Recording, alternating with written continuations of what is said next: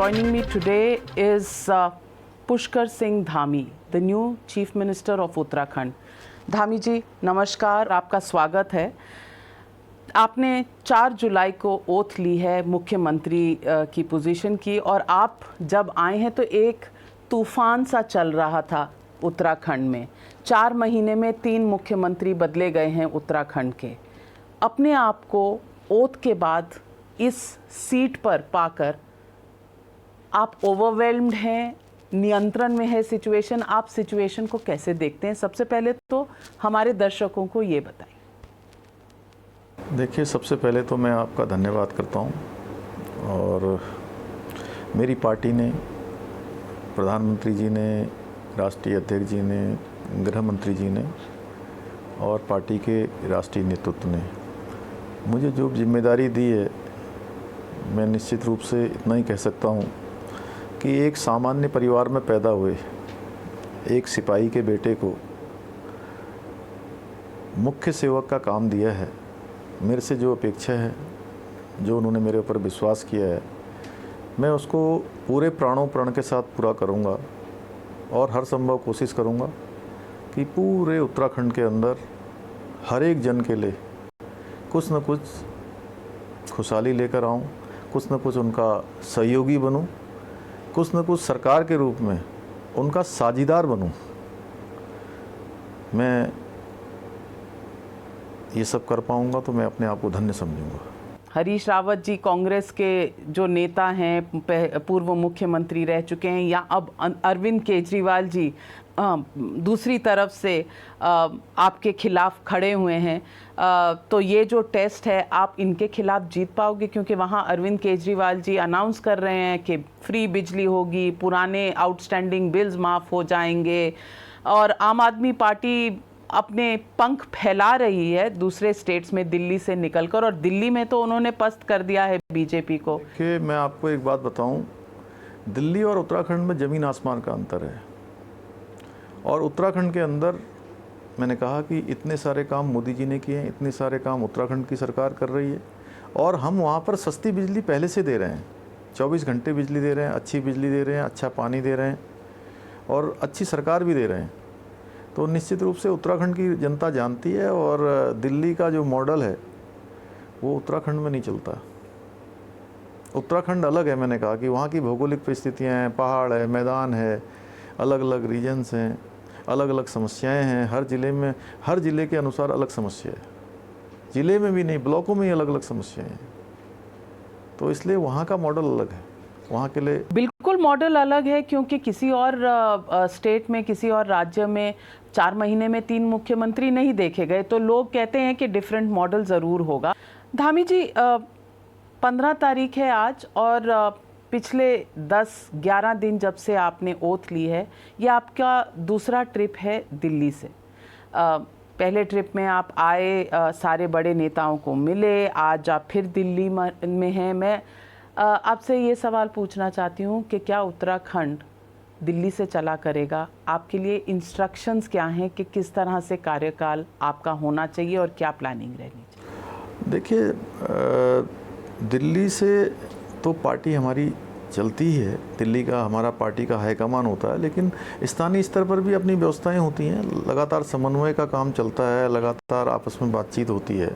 इसके साथ साथ अभी तो मैं, चूँकि मेरा रेल मंत्री जी से और जो सूचना प्रौद्योगिकी मंत्री हैं उनसे मिलने का कार्यक्रम था।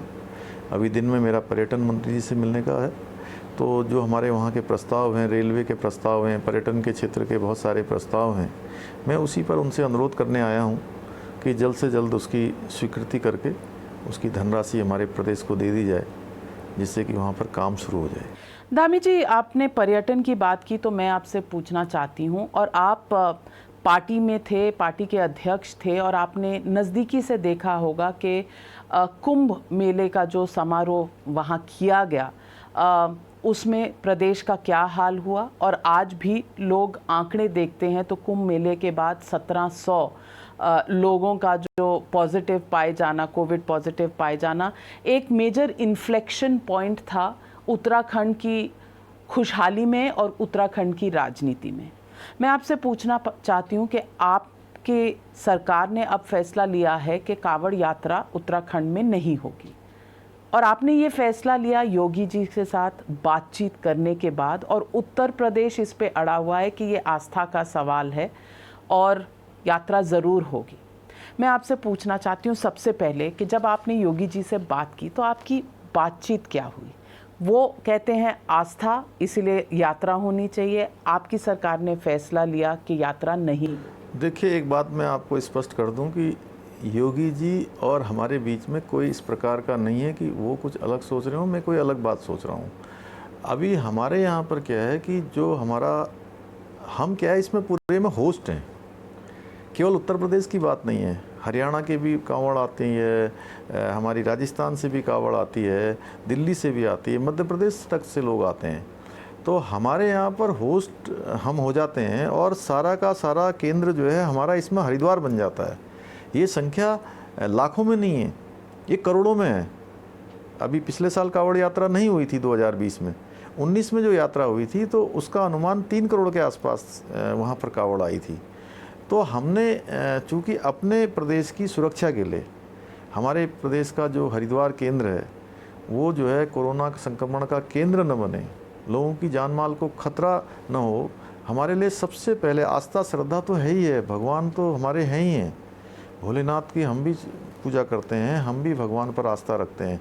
लेकिन भगवान को भी अच्छा नहीं लगेगा किसी को कोरोना के कारण से और हमारी ढिलाई के कारण से अगर किसी की जान जाएगी तो बिल्कुल अच्छा नहीं लगेगा। इसलिए हम हरिद्वार को, जो कि आकर सारे कांवड़ ये एक जगह पर इकट्ठे होते थे हरिद्वार में, हम उसको केंद्र नहीं बनना देना चाहते हैं। इसलिए हमने फैसला लिया है, और ये फैसला कोई हमने बड़े किसी उसके कारण से नहीं लिया है कि कोई हमको लाभ हानि, हमने इसमें लोगों की हमने जान माल की सुरक्षा को प्राथमिकता पर रखा है, इसलिए हमने फैसला लिया है। बाकी हम सब कांवड़ियों से सबसे अपील करते हैं कि वो अपने अपने स्थानों पर ही जो है इस बार भगवान भोलेनाथ का भजन करें, भगवान भोलेनाथ को याद करें, भगवान उनकी मनोकामना को जरूर पूरी करेंगे, जरूर पूरी करेंगे। तो योगी जी को जान माल की, लोगों की चिंता नहीं है कि वो इस वक्त भी अड़े हुए हैं कि कांवड़ यात्रा होगी, जबकि लोग हरिद्वार जा भी नहीं पाएंगे? देखिए, मैंने कहा कि हमने अपने प्रदेश के अनुरूप जो मुझे लगा कि मेरे प्रदेश में जो है चूँकि केंद्र बनना चाहिए, दोनों परिस्थितियों में अंतर है। वहाँ कांवड़िए चलते हैं, रोड में आते हैं, प्रदेशों से निकलते हैं, उत्तर प्रदेश के भी हैं, हरियाणा के भी हैं, राजस्थान के भी हैं, दिल्ली के भी हैं, मध्य प्रदेश के भी हैं, आते हैं जाते हैं, लेकिन हमारे यहाँ आकर ठहराव हो जाता है। इसलिए हम केंद्र नहीं बनाना चाहते थे, इसलिए हमने तो कुंभ मेला होना चाहिए था। आप देखिए, वो उसकी परिस्थितियों पर वो पहले की परिस्थितियां थी, उस समय में हो सकता है कि इस प्रकार का अनुमान नहीं हुआ होगा। कोई भी व्यक्ति इसलिए थोड़ी ना करता कि कोई नुकसान होगा। अगर उन्होंने भी उस समय किया होगा तो ये उनके ध्यान में नहीं आया होगा, इतनी चीजें नहीं आई होंगी। अभी भी तो कुछ हुआ नहीं है, लेकिन आपने इन एडवांस एंटिसिपेट करते हुए एक डिसीजन लिया। मैं बता रहा हूँ उसको। देखिए, ऐसा है कि उस समय में कोई ये सोचता कि अगर कोरोना इतना फैल जाएगा तो वो क्यों करते यात्रा, लेकिन हमारे समय में क्या है कि इस प्रकार का एक वेरिएंट्स अभी उत्तराखंड में देखा गया है। डेल्टा वेरिएंट्स जो हमारा रुद्रपुर के पास एक गदरपुर तहसील है वहाँ पर आया है, और हमने जो है सारे लोगों से बात की है, हमने इसमें गहन समीक्षा की है, और तीसरी लहर की आशंका को लेकर हम जो तैयारियां कर रही हैं उस तैयारियों में से ये भी एक बड़ा कारण है, इसलिए हमने ऐसा फैसला किया है। मैं पूछना चाहती हूँ कि उस समय का एक RT-PCR टेस्टिंग स्कैम भी देखा गया था, और वो स्कैम ये था कि सही टेस्ट हुए नहीं, प्राइवेट लोग RT-PCR के टेस्ट कर रहे थे और सबको क्लियर सर्टिफिकेट दे रहे थे। इस स्कैम का स्टेटस आज क्या है? उत्तराखंड की सरकार इसके लिए जिन लोगों ने ढिलाई बरती थी उन पर एक्शन क्या लेगी? नहीं, उस पर जांच चल रही है, जो भी उसमें दोषी पाए जाएंगे अधिकारी उनके खिलाफ कठोर कार्रवाई होगी। इस पर जीरो टॉलरेंस की नीति अपनाएंगे, बिल्कुल जीरो टॉलरेंस की। इसका मतलब ठंडे बस्ते में? नहीं, उस पर जांच हो रही है और जांच रिपोर्ट आती है। जांच तो चल ही रही है, इतने महीनों से चल रही है। ये जांच का कोई एक टाइम सीमा होगी कि एक्शन कब होगा, जांच रिपोर्ट कब आएगी? नहीं, मैं आपसे कह रहा हूँ कि जल्दी उस पर कार्रवाई आपको दिखाई देगी, उस पर सख्त कार्रवाई होगी। आप मुझे वो वैसे मैं आपको लग रहा हूँगा, लेकिन मैं निर्णय इस पर कठोर लूँगा। कोई टाइम सीमा, महीना, 1.5 महीना? नहीं, मैं पिछले दिनों हरिद्वार गया था तो मैंने वहाँ पर सबको निर्देशित किया है कि जल्द से जल्द इस पर कार्रवाई करें। सुप्रीम कोर्ट ने भी एक हियरिंग की थी कल कांवड़ यात्रा पे, और उन्होंने कहा कि वो परप्लेक्स्ड हैं कि ये उत्तराखंड ने एक जो स्टैंड लिया है वो अच्छा स्टैंड है थर्ड वेव के एंटिसिपेशन में, लेकिन यूपी ने नहीं लिया है, और नोटिस आपकी सरकार को भी मिला है। मैं आपसे जानना चाहती हूँ, सुप्रीम कोर्ट भी चिंतित है कांवड़ यात्रा को लेकर, उत्तराखंड सरकार अटल रहेगी इस पे कि आस्था एक तरफ है लेकिन लोगों की सुरक्षा ज़्यादा मायने रखती है? मैंने कहा कि हम भगवान के स्वयं भक्त हैं, हर क्षण हम भोलेनाथ का नाम लेते हैं।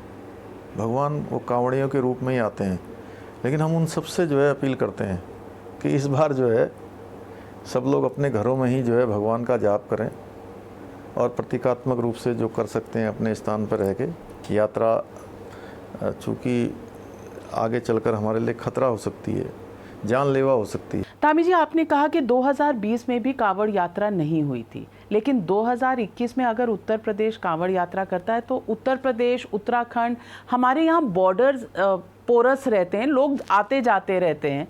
आपको नहीं लगता कि ये थोड़ा बहुत डेंजर उत्तराखंड के लिए रहेगा? और ये क्योंकि इलेक्शन ईयर है, इसे आस्था का सवाल बनाया जा रहा है। मैंने कहा कि हम कोई आस्था से दूर नहीं है, हमारे लिए भी आस्था श्रद्धा का विषय है, हम कहाँ उससे दूर हैं। तो योगी जी से आपका मत अलग है, आप एडवाइस नहीं देना चाहेंगे योगी जी को कि शायद इस वक्त डेंजरस हो सकता है? देखिए, ऐसा है, मेरे यहाँ की जो परिस्थिति थी मैंने उससे उनको अवगत भी करा दिया, और हमें अपने लगा कि हमारे यहाँ पर जो है इस समय में ये निर्णय लेना हमारे लिए बहुत ज़रूरी है, क्योंकि हमारे यहाँ पर जो है मैंने कहा कि हर जगह की परिस्थिति अपने अपने प्रदेश के अनुरूप अलग अलग होती है। धामी जी, एक बड़ा डिसीजन था जो पॉलिसी लेवल पर लिया था त्रिवेंद्र सिंह रावत जी की सरकार ने, वो था मंदिरों को गवर्नमेंट कंट्रोल के अंदर लेना। और बहुत कुछ कहा जाता है इससे आरएसएस परेशान था, इससे बीजेपी में मतभेद थे, ये फैसला लिया जाना चाहिए। इसमें आपका स्वयं का क्या विचार है? क्या मंदिर सरकारों के अंडर होने चाहिए, या मंदिर और आस्था का जो सवाल है, जो हमारा कॉन्स्टिट्यूशन भी कहता है कि रिलीजन में स्टेट का कोई इंटरफियरेंस नहीं होना चाहिए, इस पर उत्तराखंड के आज के मुख्यमंत्री का क्या विचार है? नहीं, इसके लिए हमने कहा है कि हम अभी जो लोग इस पर आपत्ति कर रहे हैं इस एक्ट को लेकर, उनसे हम बात करेंगे, अभी उनसे बात करेंगे, उनके सुझाव लेंगे, और मेरी जो सरकार में मुझे जिम्मेदारी मिली है, हमारी सरकार, हम किसी को भी नुकसान करने के लिए कोई काम नहीं करेंगे। हम सबको साथ में लेकर चलेंगे, और कहीं किसी की कोई आपत्ति लेंगे, उनका निस्तारण करने की कोशिश करेंगे। कोई बात नहीं बन रही है तो उसका समन्वय करेंगे, आपस में बातचीत करेंगे, बातचीत से सारी चीज़ों का हल निकलता है। पर आपकी व्यक्तिगत राय? नहीं, व्यक्तिगत राय मेरी इसलिए नहीं हो सकती क्योंकि मैं पार्टी, अभी प्रदेश का मैं मुख्यमंत्री के दायित्व पर हूँ, जो प्रदेश के हित में होगा वही मेरी राय है। प्रदेश जो और पार्टी थी और आप पार्टी के अध्यक्ष थे, उसकी क्या राय थी कि क्या मंदिर सरकार के अंडर होने चाहिए या नहीं? देखिए, मैंने कहा कि हम जो भी निर्णय करेंगे वो निर्णय लोगों के हित में करेंगे, किसी को नुकसान पहुंचाना हमारा उद्देश्य नहीं होगा। धामी जी, आप मैनेजमेंट और लॉ के स्टूडेंट रह चुके हैं और आप पतली गली खोज रहे हैं। पतली गली मैनेजमेंट का कोई प्रिंसिपल नहीं, मैं इस पक्ष का नहीं हूँ। देखिए, ऐसा मैं जो काम करता हूँ बहुत शिद्दत से करता हूँ, मैं शिद्दत से करता हूँ। बल मेरा पहले ही मानना होता है कि बातचीत के जरिए चीज़ों को सुलझाया जाए, उनको उलझाया ना जाए। मैं केवल समस्या पर नहीं फोकस करता हूँ, मैं समस्या का समाधान, जो समाधान निकालेंगे ना, मैं आपको बता रहा हूँ। तो समाधान किस पक्ष में जाएगा? Existing condition under government rule? जो लोगों के हित में होगा, प्रदेश के हित में होगा, लोगों के हित में होगा, उस काम को करेंगे। क्योंकि हमें अगर सरकार चलाने का जनता ने मौका दिया है तो ये इसलिए नहीं दिया कि हम लोगों का हित करें। हमारे यहाँ तो पहले से ये सीख दी जाती है कि सत्ता लोगों की सेवा का माध्यम है, हम सेवा करेंगे। हम लोगों को परेशान करना हमारा उद्देश्य थोड़ी ना है। जो लोग उससे परेशान हो रहे हैं या उनको कोई समस्या है तो हम उनसे बात करेंगे, उसका कोई रास्ता निकालेंगे। टाइम फ्रेम अगेन, ये चीज़ें ऐसी हैं, बहुत जल्दी करने वाले हैं, आपको दिखाई देगा, आपको बताएंगे, उसका हम एक लोगों चुनाव बात से पहले? नहीं, बहुत जल्दी, अभी चुनाव अभी दूर है। चुनाव की बात बाद में करेंगे। अभी चुनाव की बात ऑब्वियसली आप पोस्टपोन करेंगे क्योंकि चुनाव एक मेजर चैलेंज रहेगा और आपके पास समय कम मिला है, तो ऑब्वियसली आप चाहेंगे, लेकिन चुनाव 6 महीने में आने वाले हैं, इसमें तो कोई सस्पेंस है नहीं। और 2 सवाल जिस पर आपने कहा जल्द ही एक्शन होने वाला है, उस पर भी फॉलो अप करेंगे। एक तो मंदिरों का कंट्रोल किस में रहेगा, आपने कहा जल्द ही उस पर डिसीजन, और जो RT-PCR स्कैम है उस पर जल्दी डिसीजन। हम इन दोनों स्टोरीज़ को और इन दोनों निर्णयों के इंतज़ार में रहेंगे। आपसे दोबारा समय मांगेंगे और फॉलो अप क्वेश्चंस भी पूछेंगे, लेकिन इस वक्त क्योंकि आपको सिर्फ 11 दिन हुए हैं मुख्यमंत्री का कार्यकाल संभाले हुए, हम आपको बहुत शुभकामनाएं देते हैं, उत्तराखंड की जनता को और देश को। उम्मीदें हैं, लेकिन देश जो है थोड़ा सा हनीमून पीरियड देता है, फिर सवाल और सवालों के जवाब मांगता है। वो जवाब हम भी आपसे मांगेंगे।